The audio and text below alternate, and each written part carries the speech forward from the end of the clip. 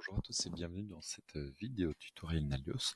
Aujourd'hui nous allons voir les différentes manières de jouer avec les filtres sur Odoo et principalement sur comment venir en fait créer des filtres qui seraient directement paramétrés ici. Alors on voit ici qu'il y a des filtres qui existent par défaut, par exemple ici voir uniquement les particuliers, voir uniquement les sociétés, uniquement ceux qui ont des factures qui leur sont liées. Et je vais vous montrer plusieurs manières de venir personnaliser ça. Alors, imaginons qu'on voudrait uniquement ceux qui ont une étiquette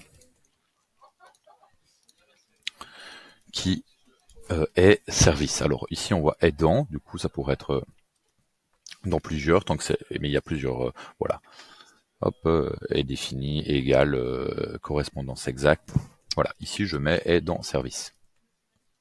Voilà, parfait. Je veux enregistrer ce filtre. Je peux faire enregistrer l'actuel et faire service. Hop. Parfait, nous avons notre filtre par défaut qu'on peut, depuis les nouvelles versions 17 et 18, venir modifier ici si on le veut. On peut également atteindre la gestion de nos filtres via, si on est en debug, le petit debug ici, puis filtre. Et on voit ici que j'ai mon filtre service que je peux venir modifier, à qui il est disponible. Est-ce que c'est le filtre par défaut? Voilà. Alors, nouvelle petite fonctionnalité avec Studio maintenant. Si j'ouvre Studio, que je regarde mes vues recherche, on voit ici que j'ai ma vue recherche. Moi, ce que je veux, c'est avoir directement ici filtre, hop, et je vais l'appeler service. Et je veux créer une règle qui est que étiquette, toujours aidant, par exemple, ou égal, on peut également mettre égal, service. Hop, voilà, on voit qu'il s'est rajouté ici. Bon, évidemment, on peut le placer à un endroit qui est peut-être plus propice que celui que je viens de faire pour la vidéo.